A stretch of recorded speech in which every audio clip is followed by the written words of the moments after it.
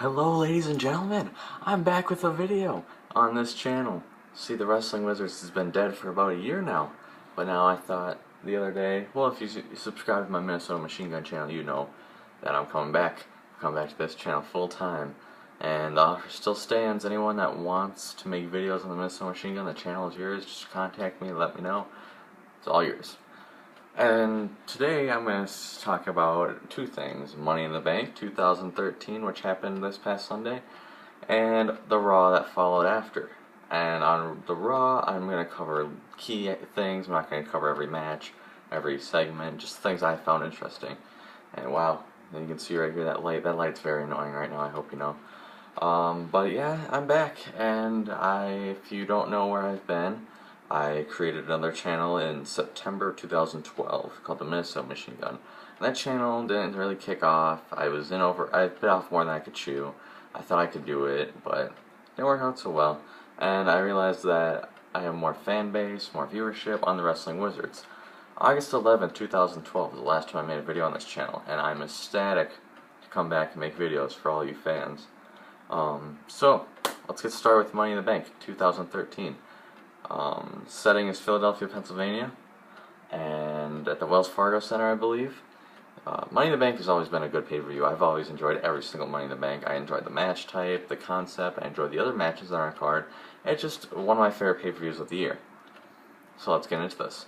Opening match, you have the future WWE Stars ladder match, I guess we can call it, for the World Heavyweight Championship contract. You have Dean Ambrose and Fandango, Wade Barrett, Rhodes Scholars, and the Real Americans of Antonio Cesaro and Jack Swagger. Now, I'll tell you my picks before every match I'll review. I'll tell you who I picked and my happy. I'll just go through the whole thing.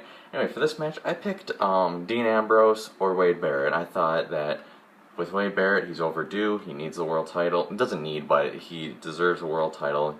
And then for Ambrose, I thought they'd give it to him because, you know, he's the Shield, member of the Shield. At one point in the match, I actually thought he was going to win, but we'll get to that later. But anyway, I thought they would go in the world title, maybe have him lose the U.S. title, because let's be honest, who gives two shits about the U.S. title? Not many people.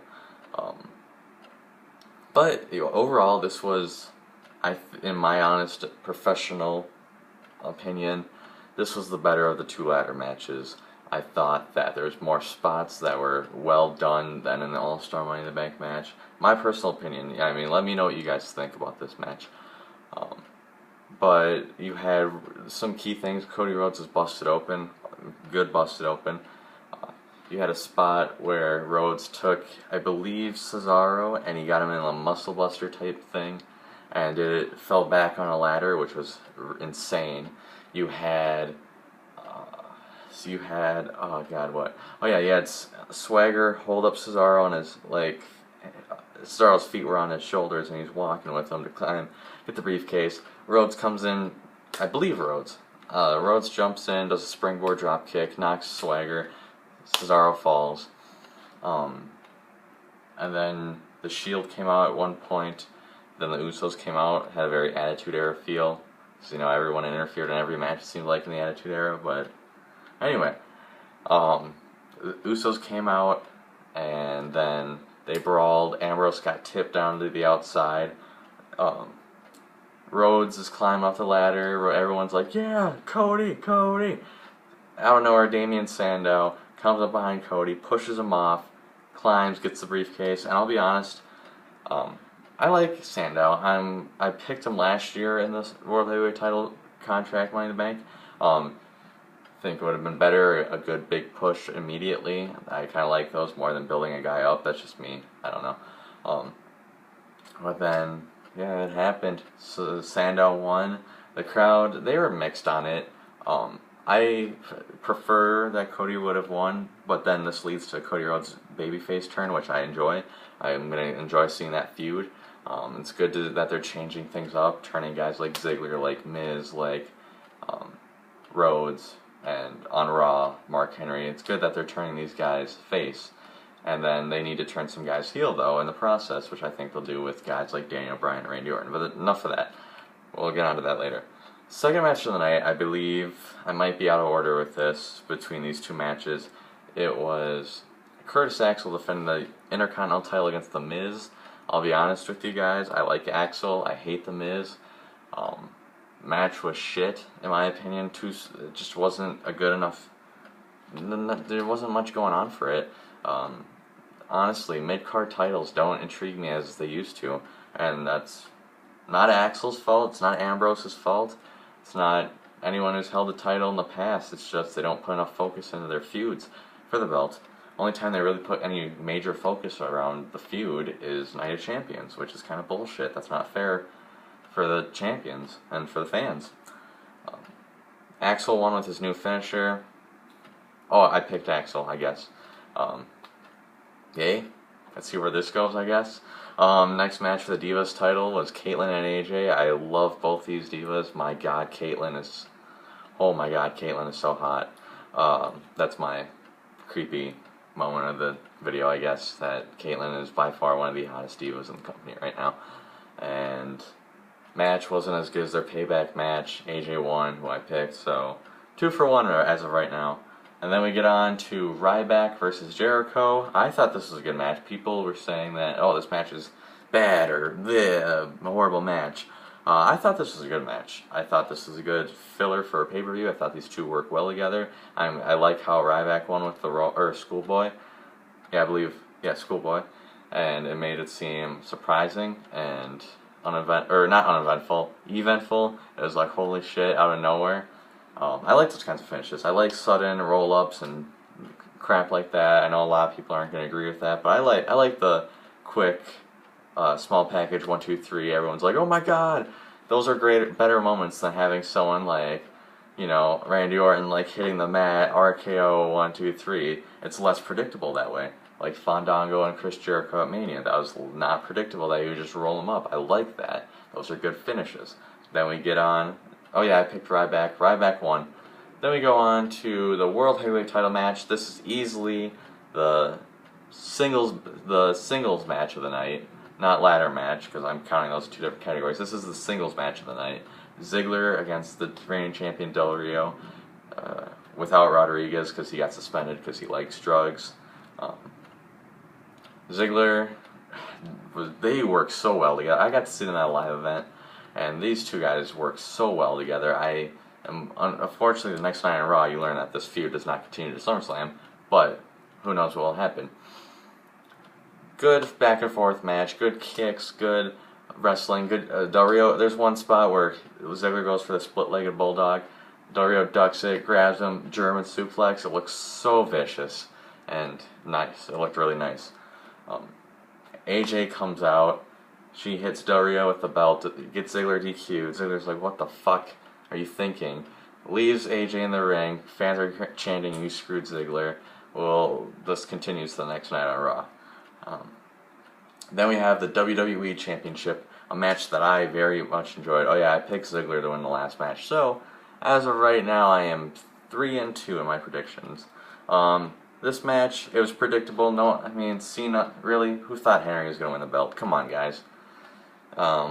I'm glad Cena won, and yes, I just said I'm glad Cena won, live with it. Cena didn't need to win, I'm not going to say that, but Henry didn't need to win as well. Henry is a destructive force, he doesn't need a title to prove it. Cena, as the next night rolls on, we'll learn what happens with him on SummerSlam. This was a good match, I really enjoyed this match. More than I thought I would, I should say. I wouldn't say, oh my God, this match was so good, but I enjoyed it more than I thought I would. Cena wins with making him Henry tap out. It made Cena look good. It made Henry not necessarily look like a bitch, but he did tap. It was basically like when you get pinned, it's saying that, oh, he beat me to such shit that I couldn't even get out of 3 seconds. I couldn't kick out of getting pinned. But tapping out is basically saying, I gave up. I'm a quitter. I lost because of myself. He didn't beat me. I beat myself, pretty much. Then we go on to the... Oh yeah, I picked Cena to win that match, so 4-2 in my predictions. Pretty good night for me. Now the next match, I don't think anyone could have predicted, but a lot of people are going to shit on the result, and I'm just saying, guys, see where this goes. Don't be too quick to jump the gun on this. We have the All-Stars Money in the Bank ladder match. You have Rob Van Dam, Sheamus, who I hate. That's another wrestler I hate. Miz and Sheamus so far, people I just can't stand. CM Punk, Christian, Randy Orton, and Daniel Bryan. Vintage Daniel Bryan shirt right here. I picked Daniel Bryan, but I was wrong. But I'm still happy with the result. We go into the match without King because he was attacked by the Wyatt family, which I'll make a video soon about my thoughts on the Wyatt family. But just a little preview, I think the Wyatt family is awesome. Or the, as I like to call them, the holy crap that used to be Husky Harris family. So we go on to this match. Van Dam comes out first, gets a huge pop. Christian comes out, sadly no one cares. No one gave Christian a reaction. They basically were sitting on their hands because they were too tired from clapping for RVD and cheering.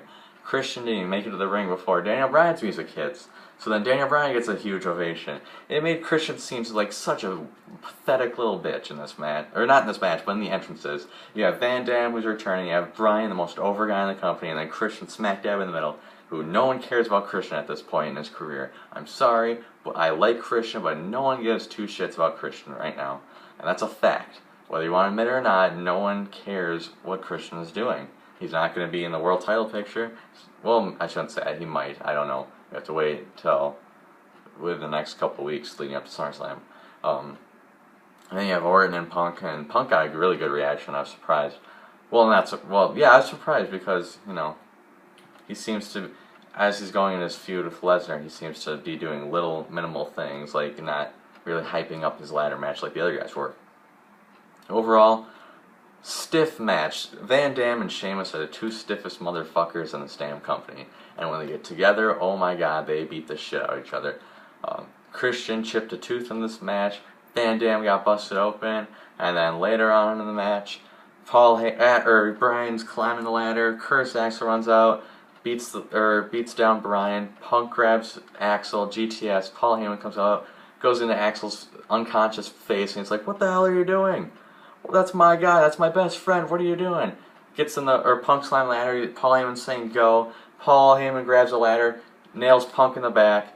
Punk gets down and he's in pain. He's holding his back. He looks at Heyman in the perfect moment in Philly. Heyman grabs the ladder, nails Punk in the skull. Punk just gets half a crimson mat. He's busted to shit. His face is bleeding so much.